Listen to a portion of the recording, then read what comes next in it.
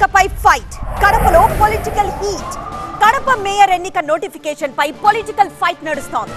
ఈ అంశంపై కోర్టులో విచారణ జరుగుతూ ఉండగా ఎన్నికకు నోటిఫికేషన్ ఎలా ఇస్తారని ప్రశ్నించింది వైసీపీ. అయితే ఇది తమకు సంబంధం లేని విషయం అంటోంది టీడీపీ.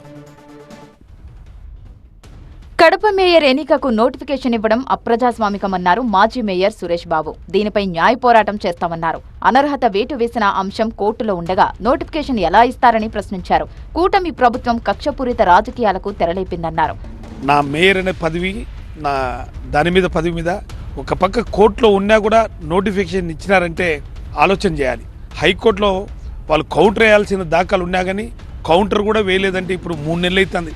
అధికార పార్టీకి మడుగులు ఉత్తారు అధికారులు. ఒక ప్రిన్సిపల్ సెక్రటరీ హోదాలో ఉండే వాళ్ళు కూడా ఇంతవరకు కౌంటర్ వేయకుండా కాలయాపన చేస్తూ ఈరోజు మా ఎన్నిక మళ్ళీ నోటిఫికేషన్ ఇచ్చారంటే ఇది తెలుగుదేశం కుట్రలో భాగమని చెప్పేసి కరాఖండిగా చెప్పుకుంటున్నాం.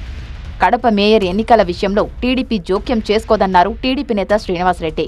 అవినీతి ఆరోపణలతో గత మేయర్ను అనర్హుడిగా వేటు వేశారన్నారు.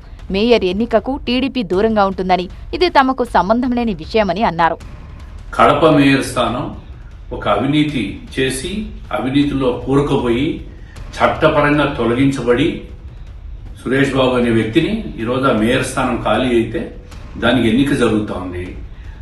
ఆ మేయర్ స్థానంలో తెలుగుదేశం పార్టీ మేము పోటీ చేయడం లేదు. వాళ్ళు పోటీ చేస్తారా, వాళ్ళు పోటీ చెయ్యరా అనేది మాకు అనవసరమైన సబ్జెక్టు. కాబట్టి దీంట్లో మేము మాట్లాడాల్సింది ఏమీ లేదని ఈ సందర్భంగా తెలియజేస్తూ ఉంటాం. మొత్తానికి మేయర్ స్థానానికి ఎన్నిక నోటిఫికేషన్ రానున్న నేపథ్యంలో కడప రాజకీయం మరింత రసవత్రంగా మారింది. వైసీపీ, టీడీపీ వ్యూహ ప్రతివ్యూహాల నేపథ్యంలో కడప కార్పొరేషన్లో ఎలాంటి పరిణామాలు చోటు చేసుకుంటాయో అనే ఉత్కంఠ నెలకొంది.